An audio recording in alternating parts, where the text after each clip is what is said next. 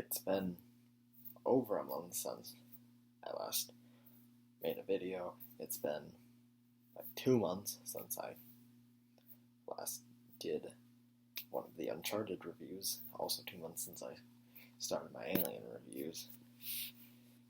You know, schoolwork, you get busy with it.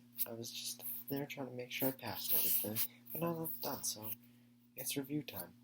And I'm finally going to finish Uncharted because, yes, in that time, by the time the second review was uploaded, I was already halfway through 4. And since then, I have finished Lost Legacy. I've moved on to a whole plethora of new games. I have watched Aliens and Alien 3. I just need to do those reviews. Haven't watched Resurrection yet. Haven't watched Prometheus or Coven.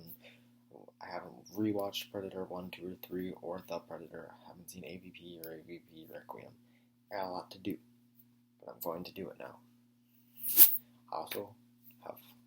I did watch Scoob, which I am planning on reviewing. I have thoughts about that as a long-time huge Scooby-Doo fan, still a huge Scooby-Doo fan. But we're talking about that. We're finally talking about Uncharted 3, Drake's Deception. The last Uncharted game that I had played prior to this review.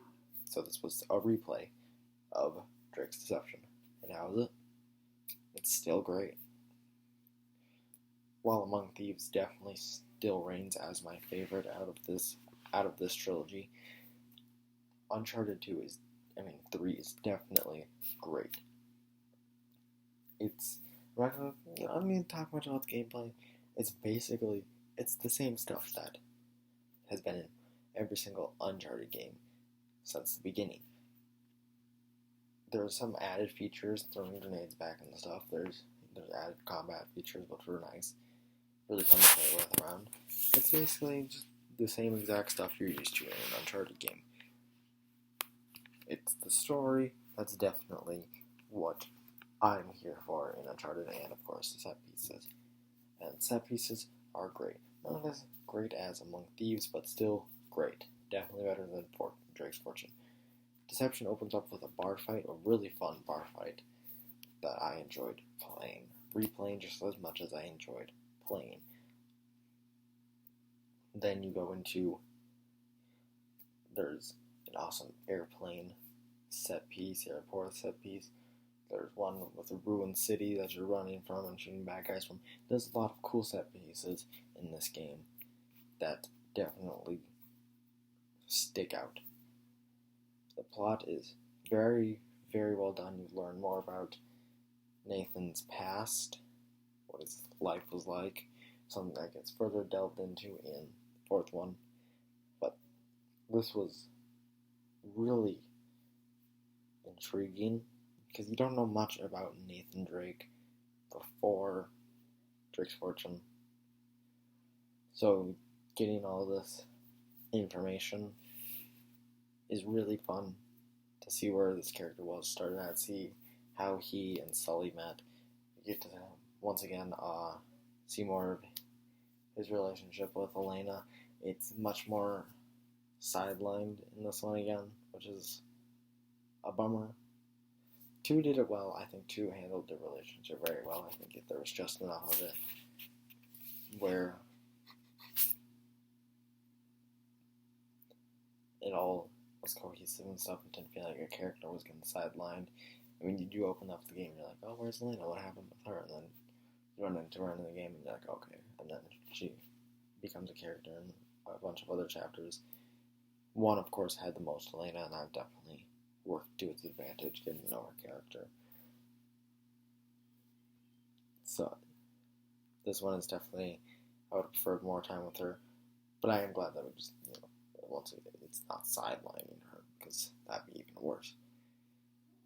This game shows Sully much more. This is a much more focused on Sully's story, even if he's not in the entirety of the game. He's actually missing a lot of it. But this story is a lot about him, and it definitely helps develop his character and helps develop Drake and Sully's character.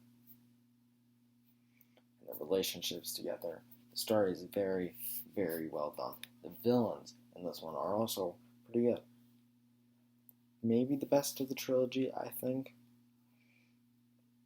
because they also have like history with, at least one of them has history with Nathan and Sully. The other, well, he doesn't have history, but he's a gigantic asshole and you want to beat him, which is nice. It's not Navarro or Gabriel Roman and stuff. They're rather just, evil bad guys. They want stuff, they are evil, they are bad guys. Mustache twirling villains, you know the ones. But also, like, there is definitely character depth to them that's interesting. It's all really great to see villains go off of heroes and their past experience. It's nice. Something that 4 also does. Our heroes and villains know each other, so there's a lot more tension and development between the two because of it, and I very much prefer that. I like the villains in Uncharted much more when they're actually connected to the heroes and they're just random people like, oh, you're after this thing? No, I'm after this thing. When Drake knows the villain, and then they're also after the same thing, that's when it becomes a much more engaging story. But I still think 2 definitely has a better story than 3. It's much more cohesive. I think, even with the opening being like a flash forward back thing, I still think it's a much more cohesive story. I really like it.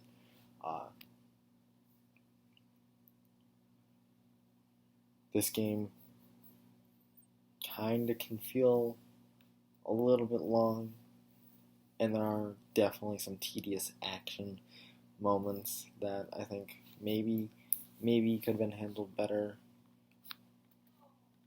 Sometimes the action gets a little too repetitive. That's been a flaw with a lot of Uncharted games, but this one is a much more noticeable flaw. Like in the first one, it was much more noticeable. The second one, it didn't really feel like that because there was enough switch-ups between the things that was happening. But definitely the set pieces managed to keep all the combat afloat. If you have not played Uncharted 3 Drake's Deception, I recommend you checking it out. It's a very, very good game. Obviously, play 1, 2 first, and then play 3. Then continue the series. Play 4. Play Lost Legacy. Play all of those games. They are great games. Naughty Dog did an amazing job. Nathan Drake is one of my favorite video game protagonists now. I dressed stuff for him as Halloween. He's a very interesting character. Everyone in this world is interesting. I'm going to give Uncharted 3 Drake's Deception a 9 out of 10. Check it out if you have played 1 and 2, and if you've not played the entire trilogy, it's really cheap. You can get the entire trilogy. I got it for like $15 new. I don't even know what you could get for a pre-owned, but just, yeah, it's just all in one. All just here, and it's the one disc. But get it, play it. It's amazing. That's it for the Nathan Drake trilogy. I'll now move on to 4. Of course, I'll review 4. Then I'll review Lost Legacy. Then I'm done with the Uncharted games. I'm finally back with reviews. Make sure to like and subscribe. Comment your thoughts on the game before. Comment if you're interested in it or not. And of course, this is Jordan from Jordan Reviews, signing off.